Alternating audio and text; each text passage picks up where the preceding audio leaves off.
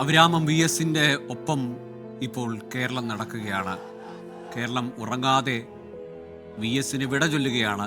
ലക്ഷക്കണക്കിന് മനുഷ്യർ, അതിൽ ആബാലവൃദ്ധ ജനങ്ങൾ, പ്രായവ്യത്യാസമില്ലാതെ ലിംഗവ്യത്യാസമില്ലാതെ അവർ തെരുവീഥികളിൽ കാത്തു നിൽക്കുകയാണ്. പ്രിയ നേതാവിനെ ഒരു നോക്ക് കാണാൻ, അവസാനമായി ഒരു അഭിവാദ്യം അർപ്പിക്കാൻ, ഒരു ചുവന്ന പുഷ്പം അർപ്പിക്കാൻ, അവരുടെ ആദരം, സ്നേഹം അടയാളപ്പെടുത്താൻ വേണ്ടി കാത്തു നിൽക്കുകയാണ് ലക്ഷക്കണക്കിന് മനുഷ്യർ. ഇപ്പോൾ ആ വാഹനം ഒന്ന് ഇന്ധനം നിറയ്ക്കാൻ നിർത്തിയിടത്ത് അതിന് ചുറ്റും ഒരു വലിയ ആൾക്കൂട്ടം രൂപപ്പെടുന്നുണ്ട്.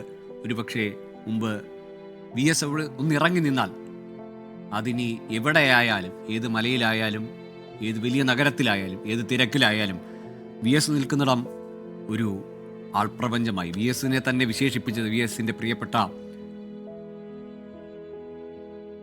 എസ് ശർമ്മ വിശേഷിപ്പിച്ചത് വി എസ് ഒരു പ്രപഞ്ചമാണെന്നാണ്. അതേപോലെ വി എസിന് ചുറ്റും മനുഷ്യർ വന്ന് പൊതിയുന്ന കാഴ്ച ഈ സമയത്ത് നമ്മൾ കാണുകയാണ്.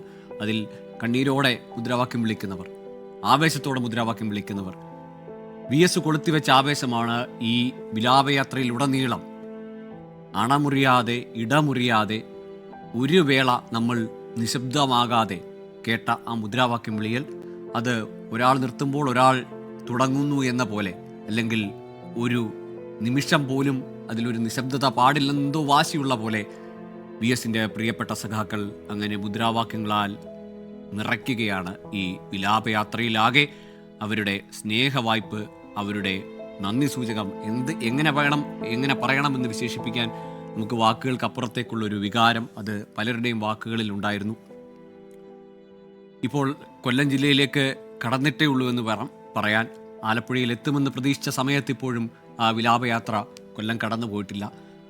കൊല്ലം വി എസിനേറെ പ്രിയപ്പെട്ടതാണ്. കാരണം സംഘടനയിൽ പ്രതിസന്ധി സമയത്ത് വി എസിനൊപ്പം നിലയുറപ്പിച്ച നേതാക്കൾ, പി കെ ഗുരുദാസനാവട്ടെ, എ മേഴ്സിക്കുട്ടിയമ്മയാവട്ടെ, അങ്ങനെ അസംഖ്യം വി എസിനൊപ്പം നിന്ന, വി എസിൻ്റെ നിലപാടുകൾ ശരിയെന്ന് ഉറച്ചു വിശ്വസിച്ച അസംഖ്യ നേതാക്കൾ അല്ലെങ്കിൽ ഉണ്ടായിരുന്ന ജില്ലയാണ് കൊല്ലം.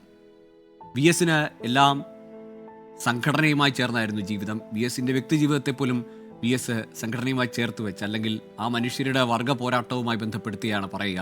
അത് ഏറ്റവും വലിയ ഉദാഹരണമായി ജെ മേഴ്സിക്കുട്ടിയമ്മയുടെ ഒരു വാക്കുണ്ട്.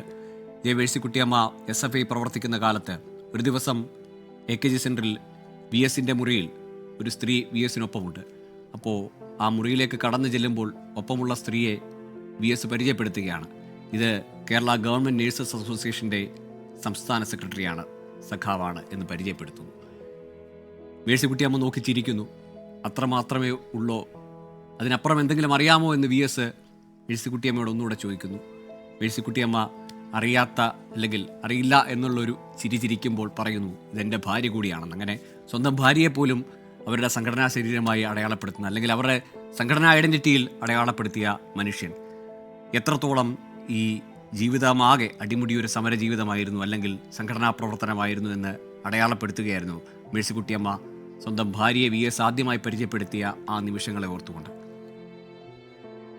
ഒരു കാലത്ത് ആലപ്പുഴയിലാകെ ഈ സംഘടനാ പ്രവർത്തനത്തിന് സാധ്യതകളൊന്നുമില്ലാതിരുന്ന കാലഘട്ടത്തിലാണ് ഈ കമ്മ്യൂണിസ്റ്റ് പ്രസ്ഥാനങ്ങളെ കെട്ടിപ്പടുക്കുന്ന തുടക്കം, ഒരുപക്ഷെ ആദ്യത്തെ കല്ലിട്ട, ആദ്യത്തെ കൊടികുത്തി തുടക്കം കുറിച്ച മനുഷ്യനാണ്. കൃഷ്ണപിള്ളയുടെ കണ്ടെത്തലാണ് VS അച്യുതാനന്ദൻ. പാടത്തെ കള്ള അളവുപാത്രത്തിനെതിരെ സമരം ചെയ്യാൻ കർഷക തൊഴിലാളികളെ പ്രേരിപ്പിച്ച് അവർക്കൊപ്പം നിന്ന് ആസ്പിൻ കമ്പനിയിൽ ജോലി ചെയ്യുമ്പോൾ അവിടുത്തെ അനീതിക്കെതിരെ, കൂലിയിലെ ചൂഷണത്തിനെതിരെ ഒക്കെ അവിടെയും സമരമായിരുന്നു, തൊഴിലിനൊപ്പം സമരമായിരുന്നു. അവിടെ നിന്നാണ്, ആസ്പിൻ കമ്പനിയിലെ യൂണിയൻ പ്രവർത്തനത്തിനിടയിൽ നിന്നാണ് പി കൃഷ്ണപിള്ള മുഴുവൻ സമയ രാഷ്ട്രീയത്തിലേക്ക് ഇറങ്ങിക്കൂടെ എന്ന് വി എസിനോട് ചോദിക്കുന്നത്.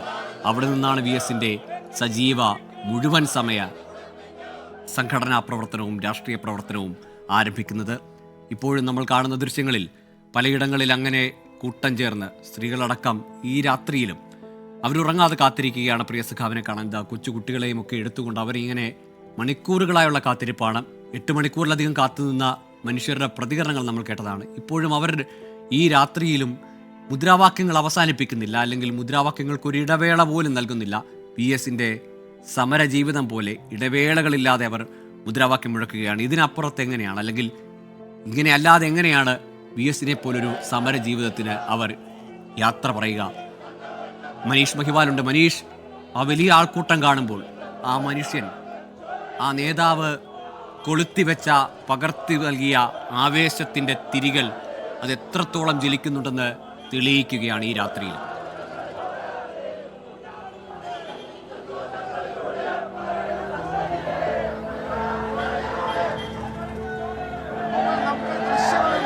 മനസ്സിലാക്കാൻ പറ്റും VS അച്യുതാനന്ദൻ്റെ ഭൗതിക ദേഹം ഒരു നോക്ക് കാണാൻ വേണ്ടിയിട്ട് മണിക്കൂറുകളായി, 11 മണിക്കൂറുകളായി, നിലവിൽ 9 മണിയോടുകൂടി തന്നെ ആലപ്പുഴ ജില്ലയിലേക്ക് എത്തും എന്ന് പറഞ്ഞിരുന്നതാണ്. പക്ഷേ ഇപ്പോഴും അത് കൊല്ലത്ത് കൊട്ടിയത്തേക്ക് എത്തിക്കൊണ്ടിരിക്കുന്നത് മാത്രമേ ഉള്ളൂ.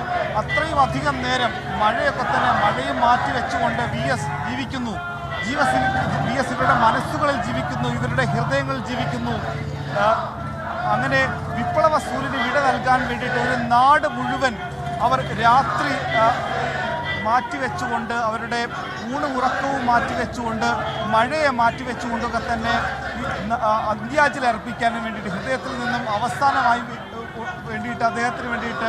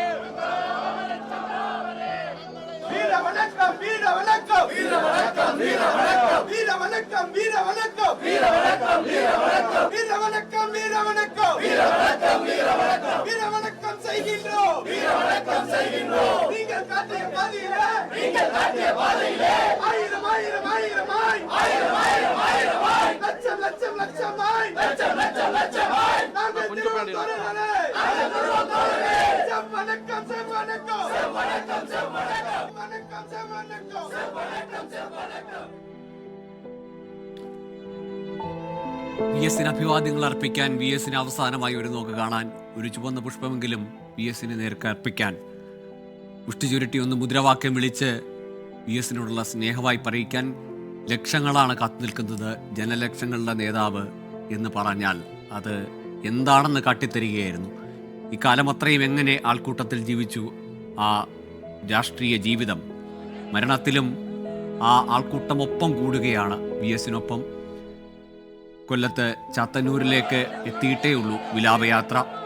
ഇനിയും നിശ്ചയിച്ച സമയമെല്ലാം തെറ്റിച്ചുകൊണ്ടാണ് ഈ യാത്ര കടന്നു പോകുന്നുണ്ട്. വഴിയരികിലെല്ലാം കാത്തു നിൽക്കുകയാണ് നിരവധി മനുഷ്യർ. അതിൽ പ്രായഭേദമില്ലാതെ, ലിംഗവ്യത്യാസമില്ലാതെ അവർ കാത്തു നിൽക്കുന്നു.